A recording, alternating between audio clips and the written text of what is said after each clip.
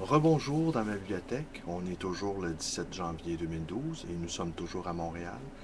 Et je voudrais conclure la lecture de Philippe Solers, deux petits passages tirés toujours de son ouvrage L'éclaircie.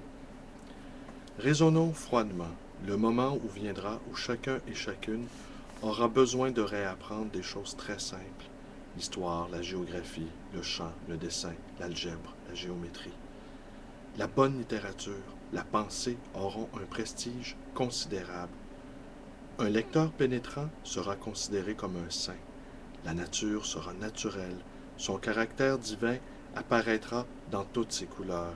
Les fleuves étonneront de nouveau, les fleurs aussi, l'océan, les montagnes, les acacias, les cèdres.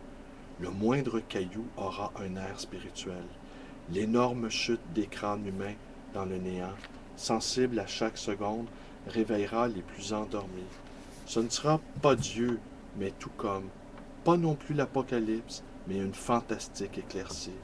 Les spécialistes du noir et les spécialistes du noir seront à la fête. Des milliers d'années d'horreur et d'absurdité seront brusquement lavées.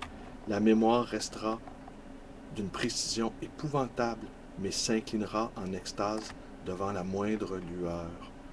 Ce qui se concevra bien se dira clairement, et les mots pour le dire arriveront aisément. Les jeunes filles, au lieu d'être insupportables, seront réservées, délicates, pudiques, gracieuses, prévenantes. Les femmes s'épanouiront sans souci. Les hommes en prendront acte et se réformeront sur le champ. Les savants seront enthousiastes et les romanciers, enfin, peindront tout en beau. Personne n'achètera plus les best-sellers au bonheur falsifié, ni les récits collés au malheur. Le cinéma lui-même sera produit en fonction de cette nouvelle ère de déferlement gratuit.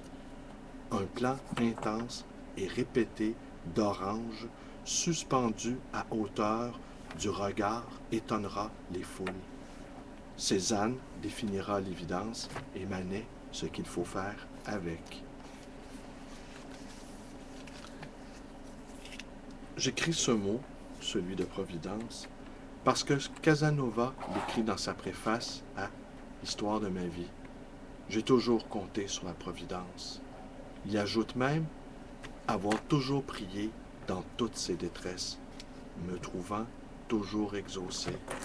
Encore un passage qui étonne Lucie.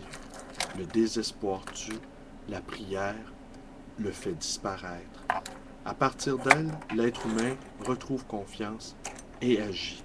Sinon, pas d'évasion possible par les toits de Venise. Encore une fois, suivre le Dieu. Manet suit le Dieu. Picasso suit le Dieu en passant souvent par le diable. Allez.